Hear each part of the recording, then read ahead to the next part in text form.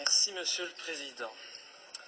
Messieurs les ministres, chers collègues, la Belgique est bien le pays du surréalisme. Ce matin, on apprend dans la presse que l'armée belge est incapable de lutter contre les quelques militaires extrémistes aux convictions islamistes radicales qui existent en son propre sein et qu'il est impossible de les licencier faute de moyens juridiques suffisants.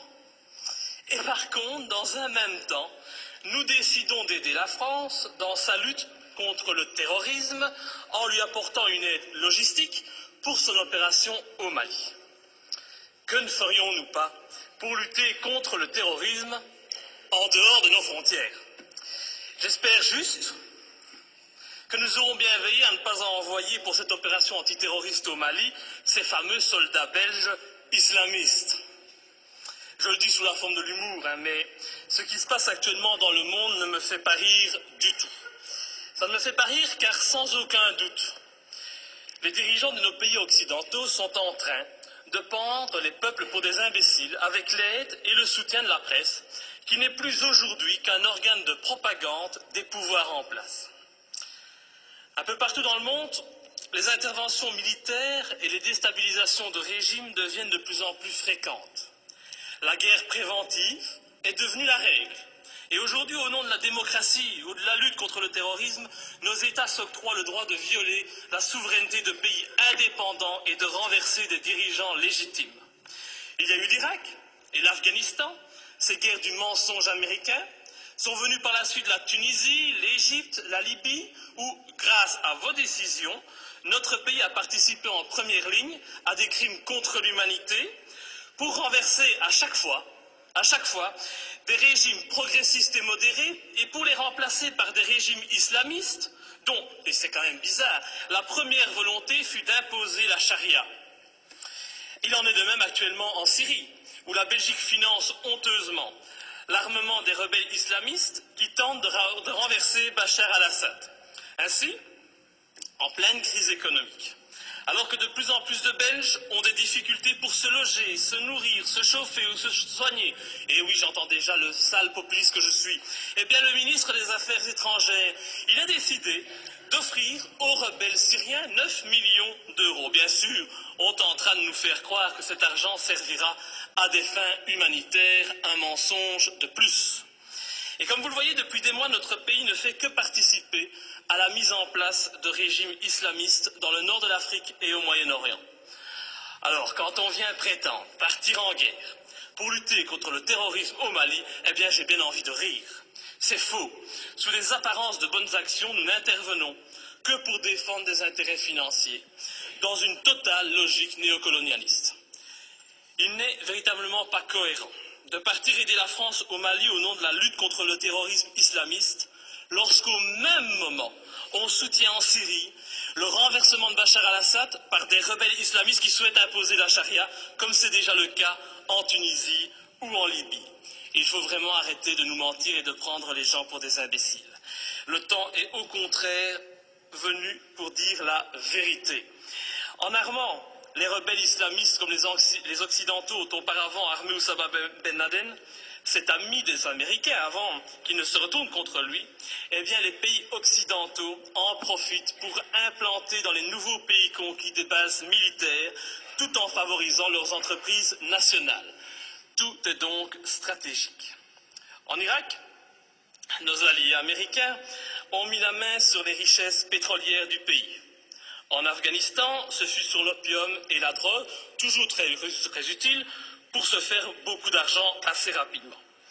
En Libye, en Tunisie, en Égypte ou encore en Syrie, le but fut et est encore actuellement de renverser les pouvoirs modérés pour les remplacer par des pouvoirs islamistes qui très rapidement deviendront gênants et que nous attaquerons sans vergogne sous prétexte de lutter, à ce moment-là encore, contre le terrorisme ou de protéger Israël. Et dont les prochaines cibles sont déjà connues. Dans quelques mois, je prends le pari que nos regards se tourneront vers l'Algérie et finalement vers l'Iran. Faire la guerre pour libérer des peuples d'un agresseur extérieur, c'est noble. Mais faire la guerre pour défendre les intérêts des États-Unis, faire la guerre pour défendre les intérêts de grosses sociétés comme Areva. Faire la guerre pour mettre la main sur des mines d'or, ça n'a rien de noble, et cela fait de nos pays des pays agresseurs et voyous. Personne n'ose parler, mais qu'à cela ne tienne, je ne me tairai pas, et tant pis si ma lutte doit me faire passer pour un ennemi de ce système qui bafoue les droits de l'homme au nom des intérêts financiers, géostratégiques et néocolonialistes. Bafouer ce régime et le dénoncer, c'est un devoir et une fierté pour moi. Et sincèrement, et je m'excuse pour le vocabulaire populaire utilisé, j'emmerde tous les soi-disant bien-pensants, qu'ils soient de gauche, de droite ou du centre, qui sont aujourd'hui au basque de nos pouvoirs corrompus et qui se plairont à me tourner en ridicule. J'emmerde nos dirigeants qui jouent avec leurs bombes comme des gamins dans une cour de récréation. J'emmerde ceux qui prétendent être des démocrates alors qu'ils ne sont que des criminels de bas étage. Je n'ai pas beaucoup de respect non plus pour les journalistes qui ont le culot de faire passer les opposants pour des débiles mentaux alors qu'au fond ils savent très bien que ces opposants ont parfaitement raison. Je méprise enfin au plus haut point ceux qui se prennent pour les rois du monde et qui nous dictent leurs lois, car moi je suis du côté de la vérité, du côté de la justice, du côté de ces victimes innocentes du pognon à tout prix. Et c'est pour cette raison que j'ai décidé de m'opposer clairement à cette résolution qui envoie notre pays soutenir la France dans son opération néocolonialiste.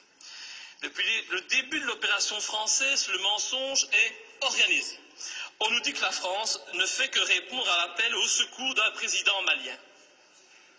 On en oublierait presque que ce président n'a aucune, mais aucune légitimité et qu'il a été mis en place pour assurer la transition suite au coup d'État de mars 2012. Qui a soutenu ce coup d'État? Qui en est à la base? Pour qui travaille ce président de transition? Voilà le premier mensonge. Le président français François Hollande ose prétendre mener cette guerre pour lutter contre les djihadistes qui menacent, ils menacent, rendez-vous compte, le territoire français et européen.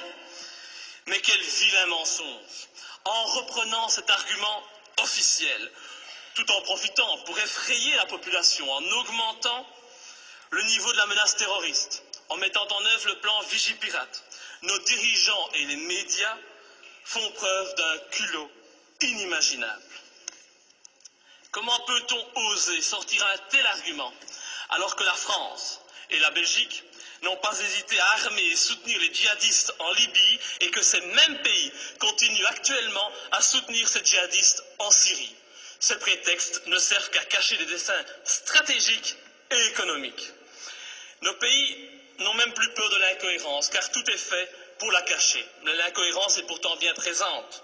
Ce n'est pas demain que vous verrez un Malien venir commettre un attentat en Europe. Non, à moins qu'on en crée un subitement pour mieux justifier encore cette opération militaire. On a bien créé le 11 septembre pour justifier l'invasion, l'arrestation arbitraire, la torture et le massacre de populations innocentes. Alors créer un terrorisme malien, bon, ça ne doit pas être trop compliqué pour nos dirigeants sanguinaires. Un autre argument utilisé pour justifier ces derniers mois les opérations militaires, c'est la protection des droits de l'homme. Cet argument est encore utilisé aujourd'hui pour justifier la guerre au Mali. Mais oui, nous devons agir, car sinon les méchants islamistes radicaux vont imposer la charia au Mali, lapider les femmes et couper les mains des voyous. Oh, c'est vrai que l'intention elle est noble et salvatrice, c'est sûr. Mais pourquoi alors? Mais pourquoi, bon Dieu, nos pays ont-ils alors participé à l'accession au pouvoir en Tunisie et en Libye d'islamistes qui ont décidé d'appliquer cette charia dans ces pays qui étaient, il n'y a pas si longtemps de cela encore, modernes et progressistes? Je vous invite à demander aux jeunes Tunisiens qui sont à la base de la révolution de Tunisie s'ils sont heureux de leur situation actuelle. Tout cela, c'est de l'hypocrisie. L'objectif de cette guerre au Mali est très clair. Et puisqu'on n'en parle pas, je vais en parler. L'objectif, c'est de lutter contre la Chine et permettre à notre allié américain de maintenir sa présence en Afrique et au Moyen-Orient. C'est cela qui guide ces opérations néocolonialistes. Et vous verrez, quand l'opération militaire sera terminée, La France conservera bien entendu des bases militaires au Mali. Ces bases serviront aussi aux Américains. Et en même temps, parce que ça se passe toujours comme ça, des sociétés occidentales mettront la main sur des contrats juteux qui priveront de nouveau les pays recolonisés de leurs richesses et de leurs matières premières. Alors, soyons bien clairs, les premiers bénéficiaires de cette opération militaire, ce seront les patrons et les actionnaires du géant français Areva, qui tentent depuis des années d'obtenir l'exploitation d'une mine d'uranium à Faléa, une commune de 17 000 habitants située à 350 km de Bamako. Et je ne sais pas pourquoi, mais mon petit doigt me dit qu'il ne faudra pas longtemps pour qu'Areva puisse enfin exploiter cette mine. Je ne sais pas, c'est une impression que j'ai. Il est donc hors de question que je participe à cette colonisation minière, cette colonisation des temps modernes. Et pour ceux qui doutent de mes arguments, je les invite sincèrement à se renseigner sur les richesses du Mali. Le Mali est un grand producteur d'or, mais depuis peu, il a été désigné, comme étant un pays qui offre un environnement de classe mondiale pour l'exploitation d'uranium. Mais comme c'est bizarre, un pas de plus vers une guerre contre l'Iran, c'est une évidence. Pour toute cette raison, et afin de ne pas tomber dans les pièges du mensonge que l'on nous tend, j'ai décidé de ne pas soutenir cette intervention au Mali. Je voterai donc contre.